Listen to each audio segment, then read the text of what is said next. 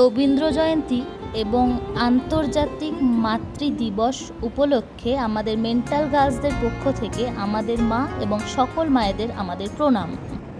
নমস্কার, শুভ সন্ধ্যা। আজকে কবিগুরুর 160তম জন্মবার্ষিকী এবং আজকে আন্তর্জাতিক মাতৃদিবস।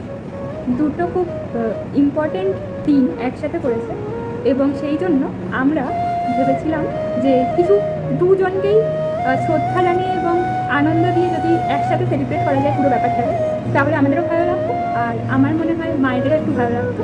তো আমরা আজকে ট্রাই করেছি যাতে দুটো সেলিব্রেশনই আমরা মন থেকে খুব ভালোভাবে উপস্থাপন করতে পারি। মনের ভেতরে আমাদের যা কিছু আছে, রবীন্দ্রনাথের লেখা গান কবিতা, তার মাধ্যমে আমাদের মায়েদের কাছে যদি সেগুলো একটু পৌঁছে দেওয়া যায়, সেইটারই একটা ছোট্ট প্রচেষ্টা করা হয়েছে। কবিগুরু রবীন্দ্রনাথ ঠাকুরের লেখা মায়েদেরকে উৎসর্গ করে যে কয়েকটি কবিতা উনি লিখেছেন, তার মধ্যে থেকে কয়েকটি কবিতা আজকে আমরা পরিবেশন করতে চলেছি। তো আমাদের দুজনের যৌথ প্রয়াসে আমাদের আজকের প্রথম নিবেদনটি হলো অন্য মা।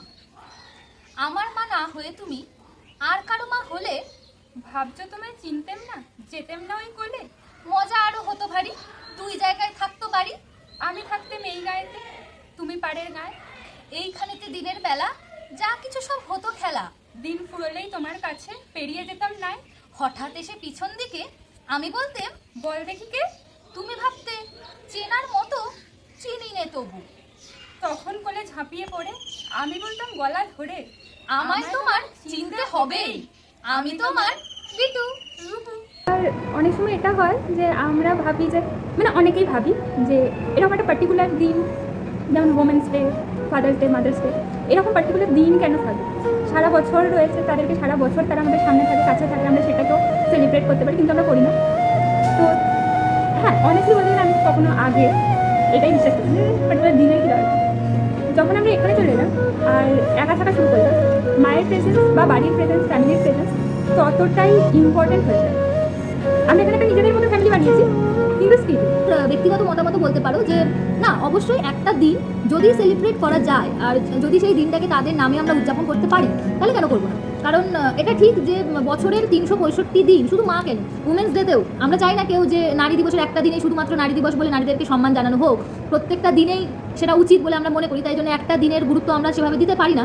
কিন্তু আমার এক্ষেত্রে মনে হয় যে এই একটা দিনেও যদি তাদেরকে আমরা কিছু করে স্পেশাল ফিল করাতে পারি বা তাদেরকে সেই ওয়ার্মথটা ফিল করাতে পারি, তারা কি জানে না যে আমরা তাদেরকে ভালোবাসি বা আমরা তাদের আলাদা করে জানানোর যে দরকারটা, বা সেই মানে প্রত্যেক দিনের মধ্যেই আমাদের মা বাবাদের প্রতি একটা আলাদা ভালোবাসা থাকে। সেটা মানে প্রত্যেকদিন কথা না হলেও আমরা কি কথা বলি না বলে তাদের মধ্যে ভাষা থাকলো না, সেটা তো নয়। এটাও তো একটা ব্যাপার যে পার্টিকুলার একটা দিন উদযাপন করবো না এই ডিবেটের মধ্যে। ভগবান আমাদের সেটাকে সবসময় প্রত্যেকদিন দেবে, স্টিল আমরা দুর্গাপুজো আলাদা আলাদা পুজো প্রত্যেকবার, হ্যাঁ প্রত্যেকটা পুজো, কালী পুজোর এই দুটো দিন কেন ব্যবহার করবো? সেগুলো তো স্পেশাল দিনটা হয়। যদি এরকম একটা করে দিন এসেছে আর সেটাকে যদি আমরা সেলিব্রেট করি, হ্যাঁ একটা দিন, হ্যাঁ তাদের মধ্যে খারাপ যখন কিছু হচ্ছে না, কিছু মানুষ যদি ভালো থাকে বা ভালোবাসা পায় বা আনন্দ পায়, তাহলে সেটা আমরা করবো না কেন? হ্যাঁ মানে একটা তার সাথে আমরা ছবি শেয়ার করলাম বা পোস্ট করলাম কিছু কবিতা বা মনের ফিলিংসটাই আমি পোস্ট করলাম, শুধুমাত্র মানুষদেরকে দেখানোর জন্য না। মানে আমি নিজে সেটা ফিল করেছি আর আমি যার জন্য করছি সেই ব্যাপারটাকে ফিল করেছি। আমার মনে হয় এটুকুই এনাফ, আনন্দ পাওয়ার জন্য আর আনন্দটুকু দেওয়ার জন্য। কবি বেশি দিন মায়ের সান্নিধ্য না পেলেও তার কবিতায় লেখায় বারংবার মায়ের প্রসঙ্গ উঠে এসেছে। আমাদের পরবর্তী নিবেদন কবিগুরু রবীন্দ্রনাথ ঠাকুরের লেখা মাতৃবৎসল। মেঘের মধ্যে মাগো যারা থাকে, তারা আমায় ডাকে, আমায় ডাকে, বলে আমরা কেবল করি খেলা, সকাল থেকে দুপুর সন্ধেবেলা। সোনার খেলা খেলি আমরা ভরে, রূপোর খেলা খেলি চাঁদকে ধরে। আমি বলি যাবো কেমন করে? তারা বলে এসো মাঠের শেষে, সেইখানেতে দাঁড়াবে হাত তুলে, আমরা তোমায় নেব মেঘের দেশে। আমি বলি মা যে আমার ঘরে বসে আছে চেয়ে আমার তরে, তারে ছেড়ে থাকবো কেমন করে? শুনে তারা হেসে যায় মা ভেসে, তার চেয়ে মা আমি হব মেঘ, তুমি যেন হবে আমার চাঁদ, দুহাত দিয়ে ফেলবো তোমায় ঢেকে, আকাশ হবে এই আমাদের ছাদ। এই চ্যানেলের ব্লগের মাধ্যমে আমরা নিজেদের মা নয়, মানে নিজের বা এই কজনের মা না, আমরা চেষ্টা করব আমাদের এই ব্লগের মাধ্যমে যে সবার, কারণ মায়ের তো কোনো আলাদা ভাগাভাগি হয় না, তো সবাই যাতে এই ব্লগটা দেখে একটু আনন্দ পায়, একটু হাসে, ভালো লাগে তাদেরকে। তো আমি চেষ্টা একটুখানি একে অপরের মায়ের সম্পর্কে জানা যেতে পারে। অনেস্ট কনফেশন একটা হবে। হ্যাঁ, এখানে কিন্তু অনেস্ট কনফেশন হবে। হ্যাঁ মানে শুধুমাত্র মাতৃদিবস তাই জন্য খুব ভালো ভালো হবে না, খারাপ খারাপ ঘটনা বলা যেতে পারে। হ্যাঁ, কে শুরু করবে?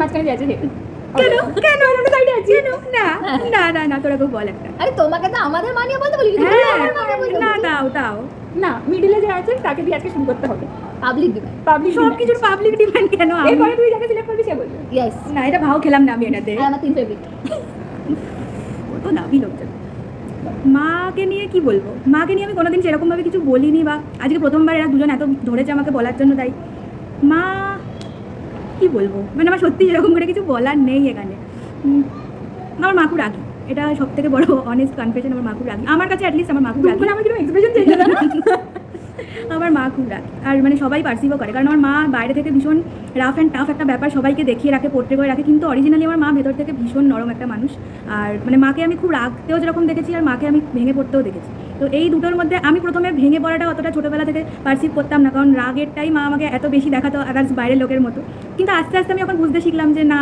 মানুষটা আসলে দুটো দিক আছে আমাকে বুঝতে হবে তো তারপর থেকে মায়ের প্রতি আমার ধারণাটা একটু পাল্টালো আগে যেমন আমি খুব মানে প্রচণ্ড ভয় পেতাম মাকে কোনো কিছু বলতে কোনো কিছু শেয়ার করতে কিন্তু আস্তে আস্তে আমি সব কিছু শেয়ার করতে শিখেছি এবং এখনও শেয়ার করি আর আমার মনে হয় যে মানে আগে আমি ভীষণ নিজেকে চেপে রাখতাম সবার থেকেই চেপে রাখতাম মানে নট অনলি মা আমি বন্ধু বান্ধব যারই হোক মানে চেপে রাখাটা আমার একটা সার্বজনীন ব্যাপার ছিল যে আমি মাকে বললাম না বলে অন্য কাউকে বলে দিলাম সেটা হতো না কিন্তু আস্তে আস্তে তারপর মাকে যখন চিনতে শিখলাম তখন মায়ের কাছেই আমার ফার্স্ট রিভিলেশনটা হয়েছিল ভেতরে যা কিছু জমে ছিল সেগুলো আমি মাকে বলতে শুরু করলাম আর বলার পর মাও যখন আমাকে সেইভাবে রেসিপ্রোকেটটা করলো তখন আমার সেই আগের যেটা ধারণা ছিল যে না মা কি বলবে মা আরও বকা দিতে পারে সেখান থেকে সেই ধারণাটা আস্তে আস্তে ভাঙলো তার মানে ইজি হলো আমাদের ব্যাপারটা আমাদের ভেতরে যে একটা শক্ত বাউন্ডারি তৈরি হয়েছিল দুদিক থেকে সেটা আস্তে আস্তে আস্তে আস্তে কমতে শুরু করলো আর এটাই আর এখনও মা তো সবসময় বকবেই এটা মানে আর কি বলবো বকাটা তো থাকবেই সব কিছুর মধ্যে তাও বকার মধ্যেই যে ভালোবাসাটা লুকিয়ে থাকে সেইটাকে পারসিভ করে সেইটা ভেবে নিয়ে বলা বা সমস্ত কিছু শেয়ার করা সেটাই একটা আলাদা এক্সপিরিয়েন্স এখন আমার কাছে এইটুকু বেসিক্যালি যদি একটা ফলের ডায়লগ দিই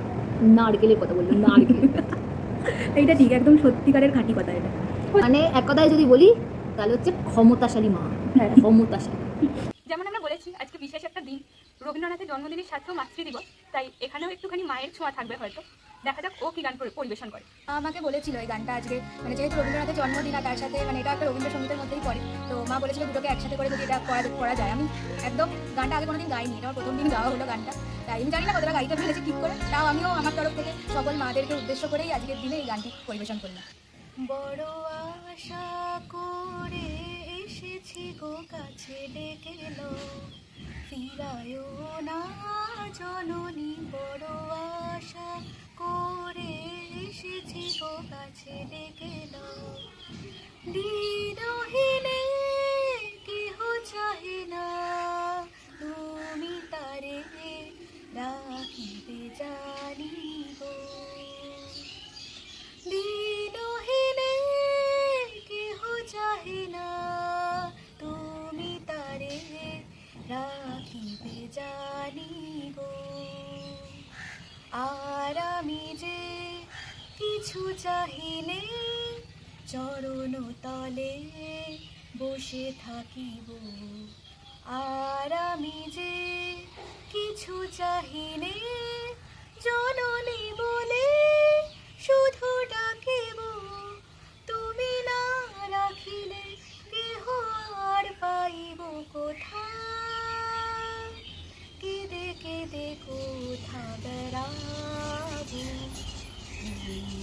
যে হেরি তমস ঘন ঘরা গহন রজনী বড় আশা করে এসেছি গো কাছে ডেকে লও ফিরায়ও না জননী বড় আশা করে এসেছি গো কাছে ডেকে লও। বুঝতে পারছো আমি আগে বলে দিয়েছিলাম আমার 3 ফেভারিট তো এবার বলবে বলো। আমার মায়ের সাথে আমি একদম ছোট্টবেলা থেকে আমার মায়ের সাথে খুব অ্যাটাচড এরকম নয় ছোটোবেলায় জয়েন্ট ফ্যামিলিতে থাকতাম তো সবার মাঝখানে থাকতাম মায়ের অ্যাবসেন্স ছোটোবেলা থেকে ফিল করেছি কোনো পার্টিকুলার ইস্যুতে পার্টিকুলার সমস্যায় মানে মায়ের খুব শরীর খারাপ থাকলে আমি মাকে মিস করেছি গোটা বাড়িতে একা থেকেছি তখন আমি মায়ের প্রেজেন্সটাকে খুব মিস করতে গেছি বেশি দিন না অল্প দিনের জন্য কিন্তু মাস কয়েকের জন্য কিন্তু আমি ফিল করেছি আস্তে আস্তে বড় হয়ে ওঠার সাথে সাথে না ওই অ্যাটাচমেন্টটা তৈরি হয়েছে মাকে সমস্ত কিছু বলতেও পারি আচ্ছা অনেস্টলি বলছি আমি সব কিছু মাকে ডিটো বলতে পারি এরকম না বেশিরভাগ কথা বলতে পারি আমার মায়ের সাথে বন্ধুত্বপূর্ণ সম্পর্ক, আমি যদি বাড়িতে কাউকে সব বেশিরভাগটা বলে থাকি সেটা মা। মাকে কেউ কিছু বললে আমার বিশাল মাথা গরম হয়ে যায়। আমার মায়ের থেকে আমি যেটা পেয়েছি সেটা হচ্ছে সহ্য ক্ষমতা। আমার মায়ের সহ্য ক্ষমতা বিশাল, যেটা মাঝে মাঝে আমারও সহ্য শক্তির বাইরে চলে যায়, সেরকম সহ্য ক্ষমতা। আর আমিও বলবো যে আমার ইন্ডিপেন্ডেন্টভাবে কাজ করার ইচ্ছে বা ইন্ডিপেন্ডেন্ট ওমেন হয়ে ওঠার যদি কোনো ইচ্ছে থেকে থাকে, 1%ও থাকে, সেইটার বীজ শুধুমাত্র আমার মা আমার ভেতরে বপন করেছিল। নইলে আমি কখনো এরকম হতাম না। আমি বাড়িতেই থাকতাম, বাড়ির মতো থাকতাম, কারণ আমি ওরকমই পছন্দ করি বাড়িতে থাকতে। আর ভালো ভালো খেতাম, মাকে ভালো রান্না করতে। হ্যাঁ, কাকিমা খুব ভালো রান্না করতো। মায়ের সাথে আমার খুব খারাপ ব্যাপার হয়েছে। মা আমাকে বিশাল মেরেছে, আমার হাতের এখানে দাগ হয়ে গেছে, মানে খুব মার মারতো। আমি এই লেভেলে আমার রাগ করতো, তারপরে আমার খুব মারামারি করতো। কিন্তু তারপরে একটা বয়সের পরে আমার সাডেনলি মনে হয়েছিল যে মা আমাকে মারা ছেড়ে দিয়েছে। আর তারপর থেকে আমরা আস্তে আস্তে বন্ধু হয়ে গেছি। বন্ধু কিনে দিতে যাই না, যাই হোক, মোট কথা ভালো রিলেশন আছে আমি আর আমার মা। আর ক্যারেক্টার ওয়াইজ বলতে গেলে আমার মায়ের সহ্য শক্তি আমাদের ফ্যামিলিটাকে আটকে রেখেছে। মায়ের যদি অতটা সহ্য শক্তি না থাকতো তাহলে আমার মনে হয় না যে আমি আমার বাবা মা একসাথে থাকতাম। কিন্তু আমার বাবা মায়ের বাইরেও তো আমার একটা ফ্যামিলি আছে, সেই ফ্যামিলিটা একসাথে থাকতো কিনা আমার যথেষ্ট সন্দেহ আছে। এই বা আমি যেটা শিখেছি ছোটোবেলা থেকে, যে ওই স্ট্রাগলের মধ্যে দিয়ে যাওয়া আর সেই স্ট্রাগলটাকে সামলানো। আমি ছোটো থেকে স্ট্রাগলটা দেখেছি কারণ আমার বাবা মা আমাকে দেখিয়েছে। আমি এটার জন্য গ্রেটফুল যে আমাকে ছোটো থেকে এটা দেখানো হয়েছে, যাতে করে আমি বড় হয়ে স্ট্রাগল আর ডিসিশন মেকিংটা প্রপার করতে পারি। কর্তব্য পরায়ণ মা, তাই তো? আর আমি যদি একটা ফলের সাথে তুলনা করি তাহলে কি বলা যায়? বেসিক্যালি কাকিমাকে পেয়ারা বললো, পেয়ারা শক্ত থাকে কিন্তু ভেতরটা ভীষণ নরম আর উপকারী। সহ্য ক্ষমতাও বুঝে নাও। আমাদের তৃতীয় নিবেদন রবি ঠাকুরের লেখা লুকোচুরি। আমি যদি দুষ্টুমি করে চাপার গাছে চাপা হয়ে ফুটি, ভোরের বেলা মাগো ডালের পরে কচি পাতায় করি লুটোপুটি, তবে তুমি আমার কাছে হারো। তখন কি মা চিনতে আমায় পারো? তুমি ডাকো খোকা কোথায় ওরে, আমি শুধু হাসি চুপটি করে। যখন তুমি থাকবে যে কাজ নিয়ে, সবে আমি দেখব নয়ন মেলে। স্নানটি করে চাপার তলা দিয়ে আসবে তুমি পিঠেতে চুল ফেলে। এখান দিয়ে পুজোর ঘরে যাবে, দূরের থেকে ফুলের গন্ধ পাবে। তখন তুমি বুঝতে পারবে না যে তোমার খোকার গায়ের গন্ধ আসে। সন্ধেবেলায় প্রদীপ খানি জেলে, যখন তুমি যাবে গোয়াল ঘরে, তখন আমি ফুলের খেলা খেলে টুপ করে মা পড়ব ভুঁয়ে ঝরে। আবার আমি তোমার খোকা হব। গল্প বলো তোমায় গিয়ে কব, তুমি বলবে বিটু রূপু ছিলি কথা, আমি বলবো বলবো না সে কথা। তো না, আমরা জানি যে আপনারা যারা এই কবিতাটা জানেন, লাচাকে মনে করে কবিতাটা লিখেছিলেন, তার নাম দিয়ে এটা শেষ করেছিলেন। কিন্তু আমরা দুজন নিজে নিজে গুনে, আজকে যেহেতু স্পেশাল অকেশন আমাদের মাতৃদিবস, তাই জন্য আমরা দুজন একটুখানি ওই জায়গাটাতে চেঞ্জ করে নিয়েছি। তো আমাদের মারা, আই থিঙ্ক ও যেটা বলেছে সেটাও ওর মা ওকে ডাকে, আর আমি যেটা বললাম সেটা আমাদের মারা আমাদেরকে যেটা বলে ডাকে আর কি, সেই আদরের ডাকটা দিয়ে আমরা আমাদের কবিতাটা শেষ করলাম। এবার 3 নম্বর যার ফেভারিট সে বই। উফ, সংক্ষিপ্ত করে বলাটা আমার জন্য একটুখানি ডিফিকাল্ট, তাও আমি চেষ্টা করছি। মা মানে হচ্ছে মা, ঠিক আছে? মানে কেন বলছি, মা ছোটো থেকেই বলতো যে আমি যখন বড় হয়ে যাবো তখন আমি মায়ের বন্ধু হয়ে যাবো, ঠিক আছে? তো আস্তে আস্তে আমি প্রত্যেকটা ক্লাসে ওঠার পর থেকেই মোটামুটি মাকে জিজ্ঞেস করতাম, মা আমি কি তোমার বন্ধু হয়েছি? মা আমি কি এবার তোমার বন্ধু হবো? মা আমাকে তখনও বলতো তুই আগে বড় হয়ে যা, তারপর তুই আমার বন্ধু হবি। আলটিমেটলি এই এত দূর পর্যন্ত আমার অ্যান্সার পজিটিভে আসেনি। মা এখনও আমাকে বলে তুই বড় হয়ে যা, তারপর হবে। আমি জানি না আমি মায়ের কাছে কবে বড় হতে পারবো, এটা সম্ভব না মায়ের কাছে কোনো দিন বড় হওয়াটা। কিন্তু হ্যাঁ, বন্ধু হয়েছিস বা হচ্ছিস এরকম বলে হয়তো বন্ধু এখনও পর্যন্ত হয় না। কিন্তু হ্যাঁ, মায়ের সাথে একটা বন্ধুত্বপূর্ণ সম্পর্ক আমারও আছে। তো মা মানে ব্যাপারটা হচ্ছে আমার কাছে যে যার কাছে গিয়ে একটা এলানো ব্যাপার আছে, যাকে গিয়ে কোনো কৈফিয়ত দিতে হবে না, কিছু বলতে হবে না, সে বুঝে যাবে পুরোটা। এমনিও আমি সবসময় এটাই এক্সপেক্ট করি যে উল্টো দিকে মানুষটাই বুঝে যাবে। তো মা আমার কাছে সেরকমই মা। আর আমি যদি নিজের মাকে বলি, মায়ের বিশাল ধৈর্য, ঠিক আছে? শুধু আমি বলছি, আমার ফ্যামিলির প্রত্যেকটা পার্সেন্ট বলে যে আমার মায়ের ধৈর্য না থাকলে আমরা 3 ভাই বোন মানুষ হতে পারতাম। তো মাকে এটাই বলার যে আমি অতটাও দুষ্ট না আর অতটাও ইয়ে না, কিন্তু মায়ের মধ্যে একটু জেদি। তো ছোটোবেলায় মাকে খুবই অত্যাচার করতাম, মানে মা ছাড়া আমি আর কিছু বলতাম না। মানে আমার যাবতীয় যা কিছু আমার সব কিছু মাকে বলি। হয়তো বাবাকেও কিছু একটা বলতে হবে, আমি জানি মাকে বলে দিয়েছি মানে ওটা বাবাকে বলা হয়ে যাবে। তো মা হচ্ছে আমার সেরকম। তো আমি যদি নিজের মাকে কোনো ফলের সাথে তুলনা করি, কি জানি না আমি কি করবো, কিন্তু মা হচ্ছে ধৈর্যশীলা মা, ঠিক আছে? আর কি বলবো, মা তো ব্যাপারটা তো ভালোই হয়, কিন্তু খারাপ বলবো, মার তো ওটা একটা আলাদা ব্যাপার। মা না কোনোদিন হাত দিয়ে লাঠি ধরে কোনোদিন মারেনি। মা হাতের কাছে যা পেয়েছে সারাদিন ছুঁড়ে মেরেছে। মানে সেটা আমি কোনোটা রিফ্লেকশন এরকম করেছি তো ওটা বাউন্স ব্যাক হয়ে দেওয়ালে লেগে তুবড়ে গেছে, ভেঙে গেছে।